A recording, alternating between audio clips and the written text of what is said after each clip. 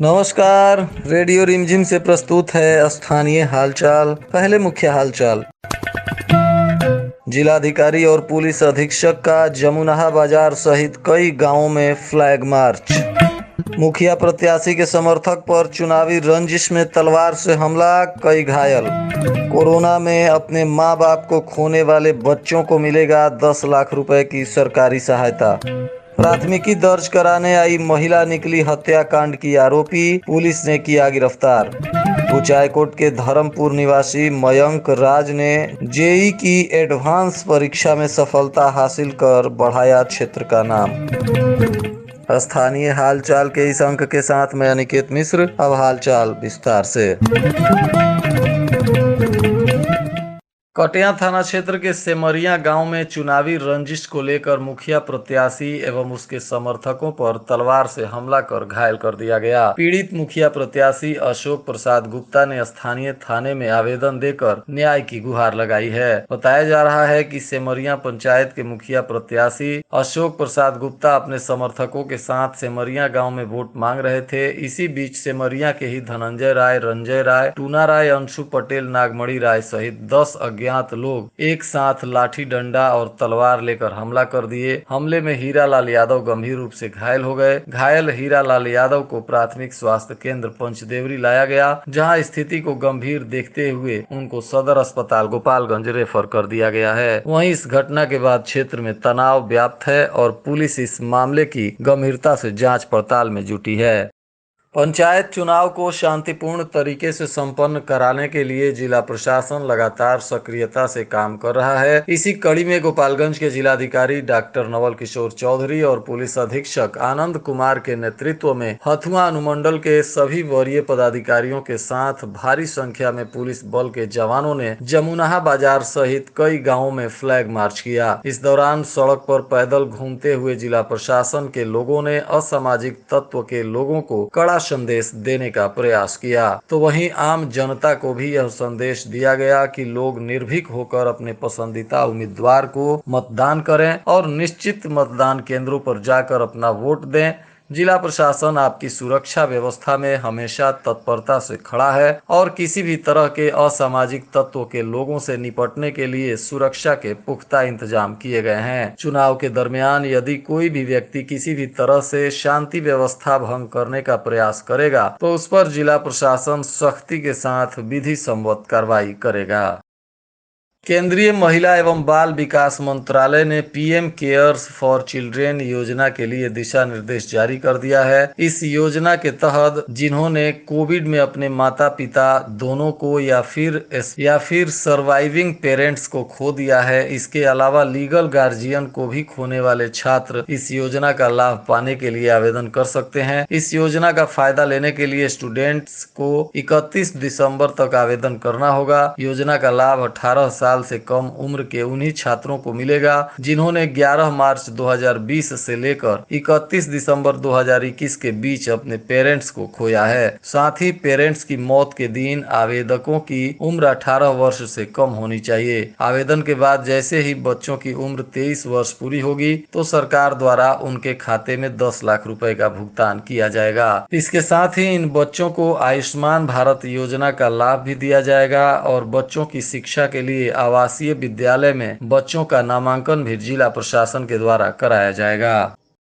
कुचायकोट प्रखंड के धर्मपुर गांव निवासी मयंक राय ने जेई एडवांस की परीक्षा में सफलता पाकर अपने गांव और प्रखंड का नाम रोशन किया है। मयंक के इस उपलब्धि पर प्रखंड के तमाम लोगों ने मयंक और उनके स्वजनों को बधाई और शुभकामनाएं दी हैं। भोरे थाना पर प्राथमिकी दर्ज कराने आई एक महिला हत्याकांड की आरोपी निकली। गिरफ्तार महिला थाने के तिलक डूमर गांव की सुदामा सिंह की पत्नी शांति देवी बताई जा रही है। इस पर अपने ही गांव के रामदेव सिंह की वर्ष 2019 में हत्या करने का आरोप है। बताया जाता है कि तिलक डूमर गांव के सुदामा सिंह तथा सुनीता देवी के परिवारों के बीच मारपीट हुई थी। इसी मामले में सुदामा सिंह की पत्नी शांति देवी प्राथमिकी दर्ज कराने आई थी। थी। प्राथमिकी दर्ज करने की प्रक्रिया चल ही रही थी, तब तक थानाध्यक्ष सुभाष कुमार सिंह को सूचना मिली कि शांति देवी वर्ष 2019 में उनके ही गांव के रामदेव सिंह की हुई हत्या में आरोपी है, जिसके बाद पुलिस ने उसे गिरफ्तार कर लिया और शनिवार को उसे न्यायिक हिरासत में जेल भेज दिया गया। बैकुंठपुर थाना क्षेत्र के आपसी विवाद को लेकर हुई मारपीट की अलग अलग घटनाओं में 3 लोग घायल हो गए हैं। घायलों में बहुद्रा गांव की कांति देवी, सोनवलिया गांव की सरिता देवी एवं भगवानपुर गांव के धीरज कुमार शामिल हैं। इन सबका इलाज अस्पताल में चल रहा है और पुलिस इन मामलों की जांच पड़ताल में जुटी हुई है। फुलवरिया प्रखंड में छठे चरण के तहत हो रहे पंचायत चुनाव के लिए नामांकन की समीक्षा के बाद 6 वार्ड सदस्य सहित 5 पंच प्रत्याशियों का नामांकन रद्द कर दिया गया है। प्रखंड कार्यालय से मिली जानकारी के अनुसार नामांकन के लिए विभिन्न पदों पर आवेदन दिया गया था, जिसकी जांच पड़ताल के बाद सबसे पहले मुखिया, सरपंच और बीडीसी के लिए दाखिल नामांकन पत्रों की जाँच की गई। जाँच में उक्त तीनों पदों पे नामांकन सही पाया गया, जिसके बाद वार्ड सदस्य तथा पंच पद के प्रत्याशियों के नामांकन की जांच की गई, जिसमें जाति प्रमाण पत्र की मूल प्रति नहीं होने के अलावे प्रस्तावक की उम्र कम सहित कई कमियां होने के कारण लगभग आधा दर्जन वार्ड सदस्य तथा 5 की संख्या में पंच प्रत्याशियों का नामांकन रद्द कर दिया गया। कटिया थाना क्षेत्र के तेतरिया जगन्नाथ में चुनाव प्रचार के दौरान एक व्यक्ति के ऊपर पिस्टल भिड़ाकर फरसा से प्रहार कर घायल करने का मामला सामने आया है। इस मामले में पीड़ित भाटवा बाजार के धनंजय मिश्रा उर्फ विधायक ने थाने में आवेदन देकर कई लोगों के विरुद्ध मामला दर्ज कराया है, जिसके बाद पुलिस ने आवेदन मिलने के बाद जाँच पड़ताल शुरू कर दिया है। कटिया नगर पंचायत के वार्ड पार्षद के बचत खाते से अज्ञात साइबर अपराधियों के द्वारा 56,000 रुपए का निकासी कर लिया गया है। प्राप्त सूचना अनुसार धनौती वार्ड संख्या 13 के ये वार्ड पार्षद रीना देवी के पति हैं, जिनके खाते से साइबर अपराधियों ने रुपए की निकासी कर ली है। फिलहाल इनके आवेदन पर साइबर अपराधियों के विरुद्ध प्राथमिकी दर्ज कर पुलिस मामले की जाँच पड़ताल कर रही है।